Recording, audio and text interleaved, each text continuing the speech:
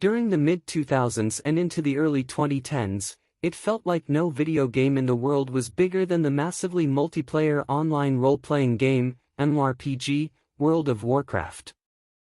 The series that began in 1994 with Warcraft, Orcs and Humans had been going strong for a decade but exploded into popularity with the online game, where it would be referenced and parodied in popular mainstream programs like South Park and How I Met Your Mother.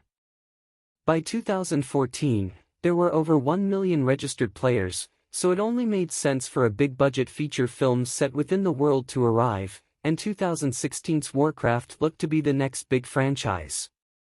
In 2016, the idea of a video game movie still evoked negative connotations of films like Doom, Street Fighter, or Super Mario Bros. Yet right out of the gate, Universal Pictures and Legendary Pictures wanted audiences to see Warcraft as something more. They hired acclaimed director Duncan Jones, known for critical hits like Moon and Source Code, to direct.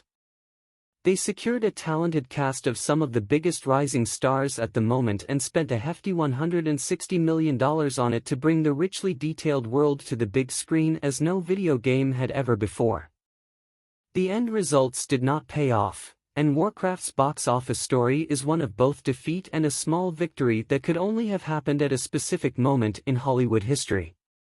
Warcraft bombed at the box office, and with critics, Warcraft opened in theaters on June 10, 2016, and opened on the same weekend as The Conjuring 2 and Now You See Me Too. Warcraft opened in second place behind The Conjuring 2 by a considerably large margin, as the horror sequel grossed $40 million in its first 3 days while Warcraft grossed almost half, with $24 million. While it beat Now You See Me Too, it wasn't by much, as that film came in at number 3 at the box office with a very close $22 million.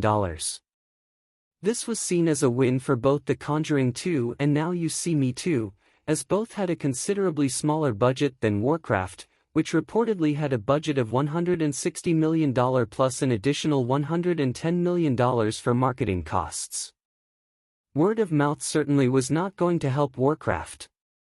The movie landed 29% on Rotten Tomatoes based on 232 reviews with an average rating of April 4, 10, while the cinema score was a B+. Critics and fans said that while the orc storyline was rather interesting, the human-based storyline felt generic and boring. Many also criticized the movie's inability to make the deep lore of the franchise accessible to a mainstream audience in the same way that fantasy franchises like Lord of the Rings or Harry Potter had. Many felt that the script was too crammed full of Easter eggs for fans while making uninteresting characters that the audience could not get on board with. The bottom quickly fell out from Warcraft. It dropped an abysmal 70% in its second weekend and was out of the top 10 within a month of its release. By the end of its run, it grossed $47 million at the domestic box office, which would normally make it one of the biggest box office flops. Fortunately for Warcraft, its release in 2016 marked an important time in Hollywood history as the overseas box office became an essential part of a film's narrative. While the overseas gross wouldn't entirely save Warcraft from being labeled a bomb, it did paint a more complex picture. Warcraft did very well overseas, but it's complicated. While Warcraft made a disappointing $47 million domestically, it also grossed $391 in international markets. That means only 10.8% of its box office revenue came from the domestic market, while 89.2% was from international ticket sellers. It was, at the time, the highest-grossing video game adaptation worldwide until Pokémon, Detective Pikachu in 2019, which just happened to be another Legendary Pictures production. At the time of its release, it was only the second Hollywood release to earn $100 million in China without making $100 million in the United States, the first being Terminator Genisys from the previous summer. China made up the most significant market share for the film, as it grossed $225 million at the Chinese box office, with its reported $160 million production budget and $110 million marketing budget. Warcraft would have cost $270 million.